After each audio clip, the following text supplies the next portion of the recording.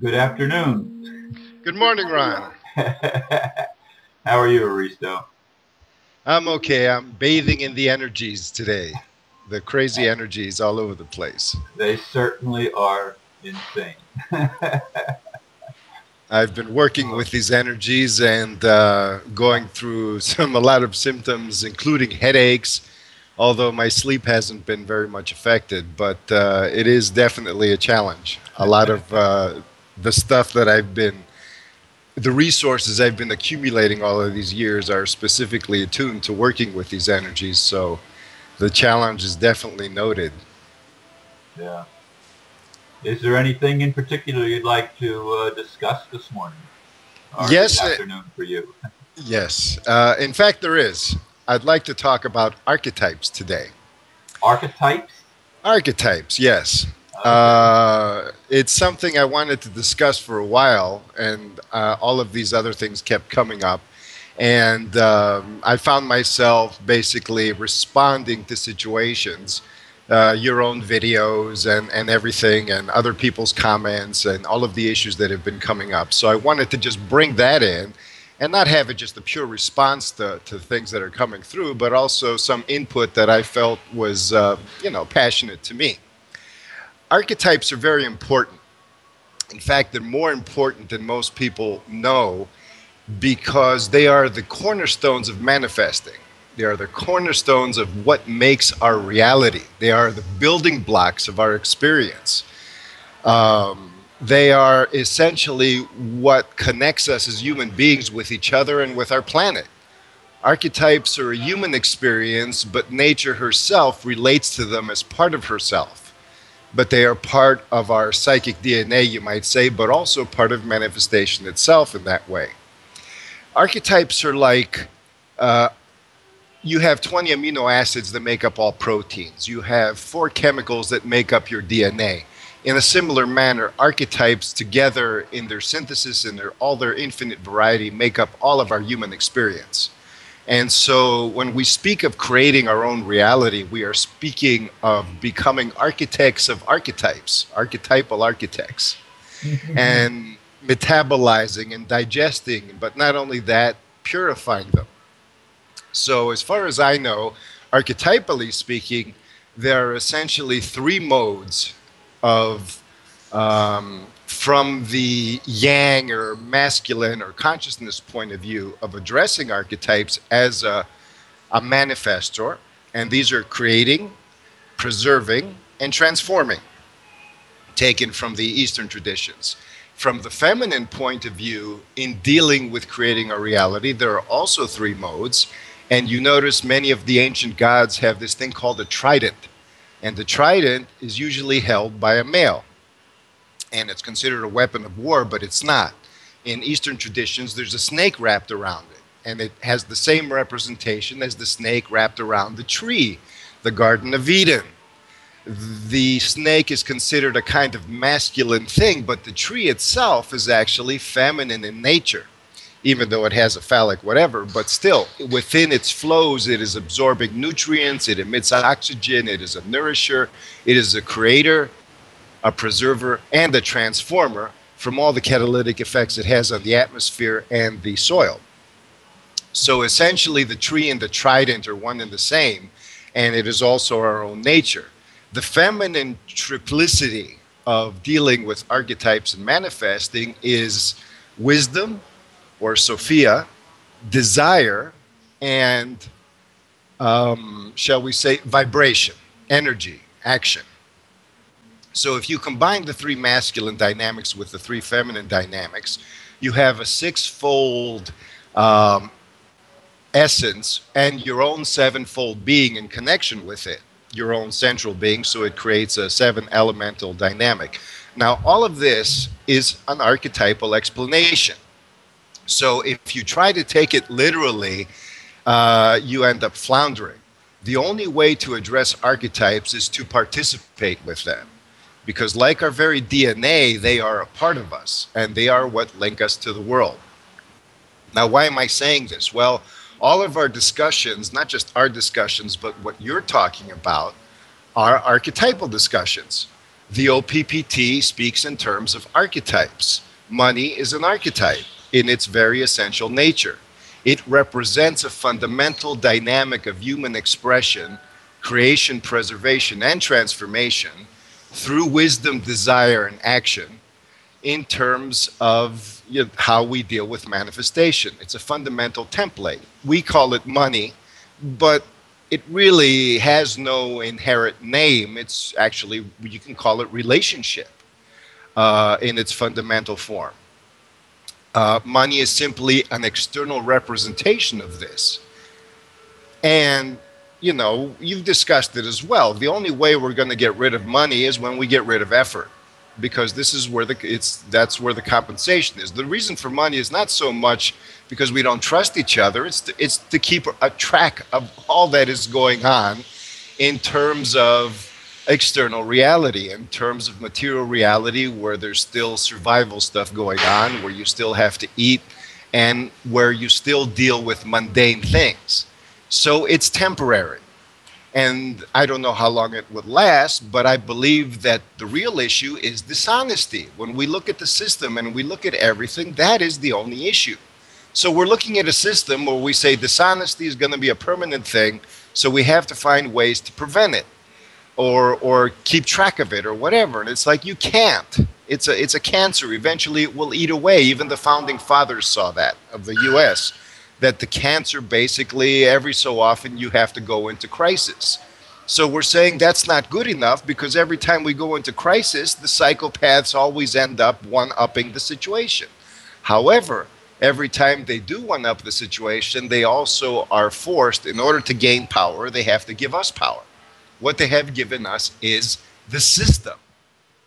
5,000 years ago, the system, quote unquote, did not exist. Psychopaths could basically had less power, but they could basically do what they wanted. There was no way to get rid of psychopathy. However, the system that they use, if we can take it back, because it's essentially an archetypal system, it belongs to us. It is not their creation, it is their perversion. So instead of saying what things we should throw out, and the only thing that needs to be thrown out is psychopathy, and that's not even throwing anything out. That's healing a situation. Healing and transforming. Exactly. And that's one of the natural aspects of creating our reality. The reason we don't feel like we're creating or don't see it is because we haven't learned how to do it yet. We're still children in that sense. Or adolescents, because we're in that crisis of wanting to do it. I mean, one of the main differences between a child and an adult is that children take everything for granted, and they should, in the sense that everything is given to them. It is granted to them. All of their needs are met or should be met. It is the nature of being a child in order to be able to stand. It takes enough effort to stand in terms of existence and orient and learn. So you need that space, and you're vulnerable, and you need to sustain that nature that people call innocence and move it into a sense of experience without sacrificing it. An adult, however, takes nothing for granted. Nothing is offered for free, as it were, and people worry about that because they don't really realize that there is no need for anything to be offered for free, because the abundance is within. There's enough of a medium of exchange with reality, enough of a potential for us to interact with it, that there's no need for something to be given to us as if we were a child. However, the transition period is very difficult, and it is infected with a serious karmic issue called psychopathy, which we don't understand completely. The mystics barely understood it. You don't see any kind of curing of it in mystical traditions. You only see an alleviation of symptoms. But there are some hints within the archetypal, shall we say, educational matrix. Now, the reason I actually decided to talk about this was you spoke before about past life memories, or that astrological thing you said, Jupiter and all of that some people would experience. And it kind of triggered me into remembering some of my own, of actually being maybe a wandering Sufi or something. But I had a deep sense, and in fact, I think I saw it from a third person point of view, because these people basically had deep wisdom, right? And they also lived in a culture that was full of priests and full of authorities that did not want that wisdom to empower the people. So, what would they do? If they kept records, their books would be burned. If they went around preaching, they would be persecuted. So, in order, they found a different solution. They would go from village to village carrying candy, and they would gather the children around them and tell them stories. And my image was of the men were out in the fields. They were doing their own thing. The old guy came with his Sufi robe and a hat. The children gathered around. He passed them gifts. Stories about Santa Claus basically came out of these types of things, and you find them all over the world. This type of person is an archetype, in fact. And the women were very happy to see the guy, so now they could go off and wash their clothes and go to the river and gather water, and he babysitted, basically.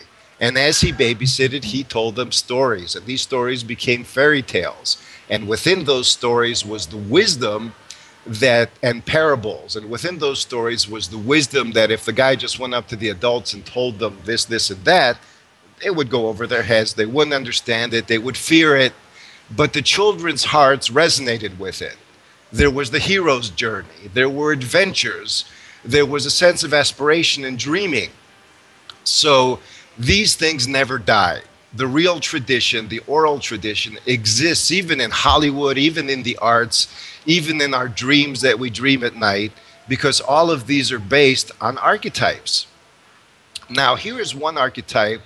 I saw some movie about Jack and the Beanstalk, for example.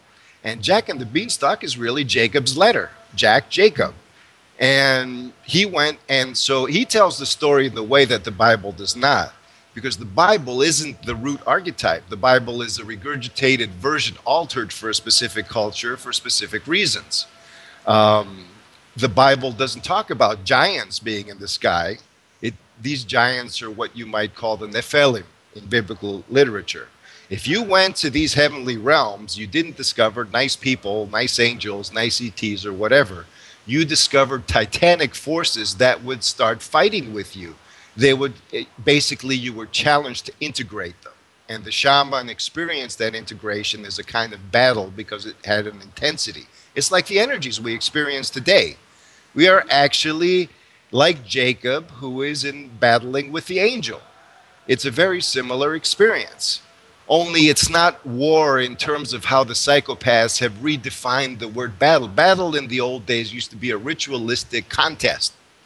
In fact, there are ancient words that have the word for, not conflict, but the word for contest, equivalent to the word for good fortune and prosperity. It's not a competition. It's basically an intense chemical or alchemical reaction. And so who you are at your core is meant to come out and absorb whatever you're confronting. You're digesting it, and it's becoming part of you because the angel is your fragment.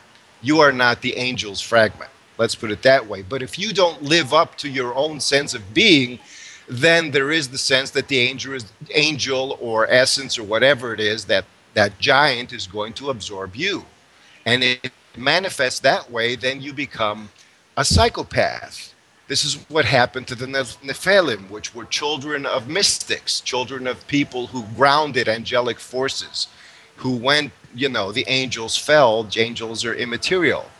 Even if they were ETs, their DNA would be different. You don't have to make up all of these stories. If you look at the archetype, it basically says that, well, easily a mystic can ground a titanic force, which is inherently neutral, depending on where you're coming from.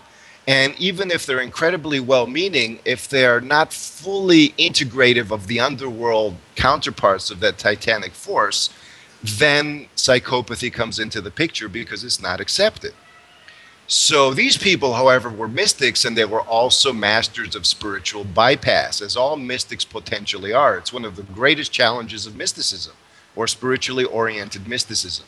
So what happens? Usually a parent that denies something within themselves so much that they don't feel any relationship to it, it comes out of their children. Or for better or worse, sometimes you can deny something that's a positive attribute that you don't feel able to absorb within yourself. It can come out of your child. An example is military people have pacifist children often. The psychopaths can have very compassionate children, and they constantly fight against to destroy that, to keep that, you know, from happening. Many of the greatest heroes were princes. It's not just a psychopathic propaganda tactic. It's because the authoritarians often have, and they go to great steps to get rid of that child, with a few exceptions. Hence all the child abuse in the elite Exactly. Exactly. They are fighting against themselves. They are fighting against what they fear the most. They believe that their childhood purity is the enemy, and they see that in the whole of humanity. And because the mystics who basically channeled these titanic forces that gave them their power, I mean, the traditions of Enoch say that they were on Mount Hebron, or Hebron, I forget what it's, you know, the pronunciation, but they were a monastic order. And finally they said, we're tired of, 200 of them said, we're going to go and have children, have wives, live with families. We're tired of being monks. We're tired of being celibate. And that freaked out the whole power structure. And everything came against them, but they managed to, basically, the people loved them because they gave them civilization, but they couldn't handle their children. Because of all that power they had, they couldn't accept it and ground it to the point that their children would inherit their wisdom. And so their children became their shadows. And we have the psychopaths are essentially the Nephilim. The bloodlines of the psychopaths essentially go back to this archetypal explanation. So I'm fast forwarding now into the Middle Ages, around the time of the Third Crusade. In Baghdad, there was a caliph, very famous, called Harun al-Rashid. He was basically the most wise of all caliphs. But when he started out, he was a psychopath. What this guy would do is basically marry a woman or take a woman for a night, and on the excuse that she displeased him, he would cut her head off. Then he would do the same thing the next night, and Baghdad was pretty soon running out of pretty girls. Sounds wonderful.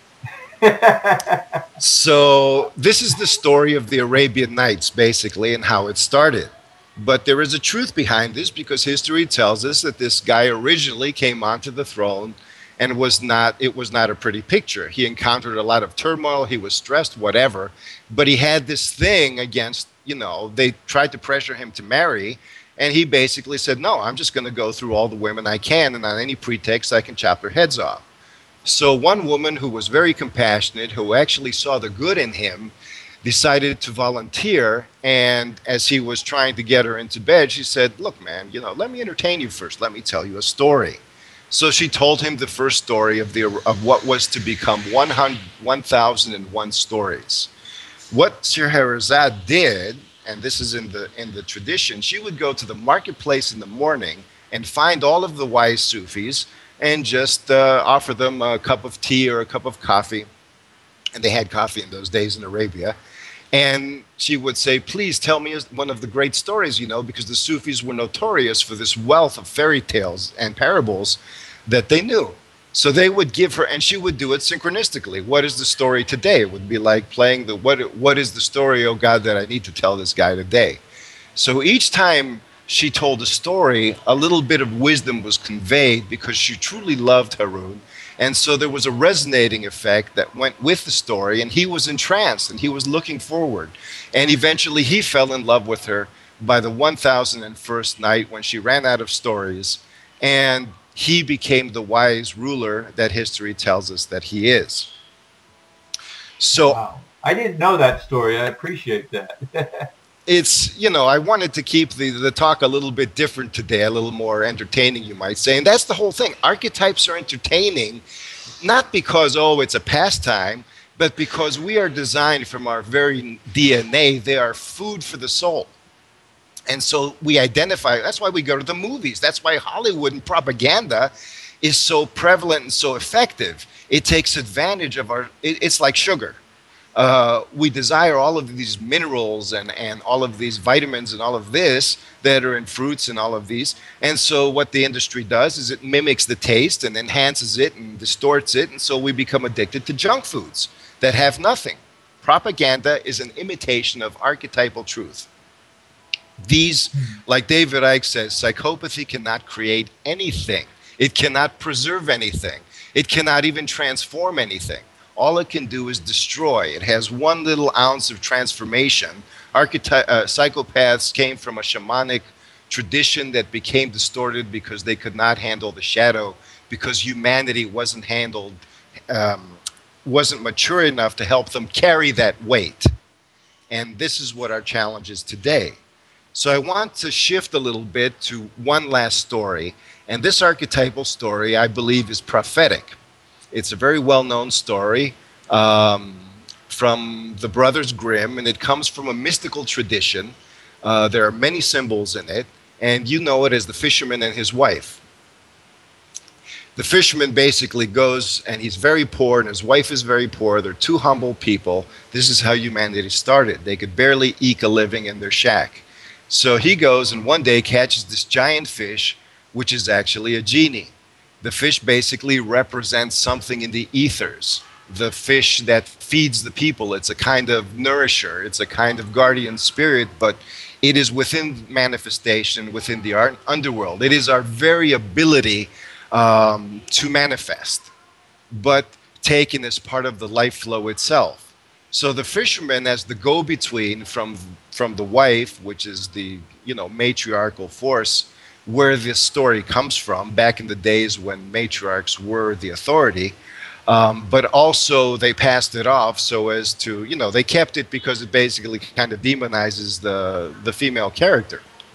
But in any case, the guy kept making wishes that were not his own, but his wife. And every time his wife got something new, she became a little more psychopathic. She became a little more crazy. She wanted to become the Pope. He made her the Pope. She wanted to become the Emperor. He made her the Emperor. Then she says, I want to be God. So that was it. That's when the predators, it goes back to that Habakkuk phrase where the predators turn against the psychopaths. As soon as you go to the point of wanting to be God from your human motivation, fragmentary point of view, which some people would call ego, but it's not even that. It's a fragmentary, an avoidance, a denial point of view, because you're denying your own shadow presence. Then it all collapses because you're taking on more than you can handle. It's a simple fact. And as the psychopaths themselves are taking on more than they can handle, things are collapsing. In fact, in the story with the woman, things started to collapse long before she became God, because every time the fisherman would go to the seashore, the weather would be just a little bit worse. There were clouds in the sky, a cold breeze. Finally, when it was time to make him God, all hell broke loose and a hurricane was going on. We are now experiencing the hurricane. And I hope I did not run overtime, but that's basically what I wanted to say today. Well, thank you very much, and I don't think I'm going to add anything to it except, again, to say thank you. I would appreciate it if you would send me the names of those people that you used in your allegory, especially the name of that king, the psychopathic king in Babylon, and the queen that told 1,001 stories. It's Harun al-Rashid. I'll send it to you. I'll even send a wiki article, probably on your other page, the one that the Paradox Man wants, since I can't post. And Scheherazade is the name of the woman. Okay. So the Sinbad the Sailor, Aladdin and the lamp, Alibaba, and all of these stories are mystical, deep truth tales. They might and even Job is considered one of the 101, the same tradition of the 1,001 Nights. The scholars believe that Job is the most ancient story in the Old Testament, and it actually comes from the same ancient Sufi, because Sufis precede Islam and were even persecuted by Islam for a time. So all of these stories basically are a wealth, and I encourage people to be entertained when they seek to be inspired. So definitely I shall do that. I appreciate that a lot, and look forward to your next video a week from now, and I appreciate your continued support, and you're educating all of us, myself included. One thing, how long did the thing last today? Because I can't wait. Well, it hasn't been It hasn't even been 30 minutes, but that's Ah, okay. okay, that's cool. So, Well, so we're good. thank you. Thank you for having me, Ron. You're Till very next welcome, time. Aristo. Yes, you have a great weekend, and we'll talk to you next Wednesday morning. You too, Ron. Bye. Okay, bye-bye. Namaste. Namaste.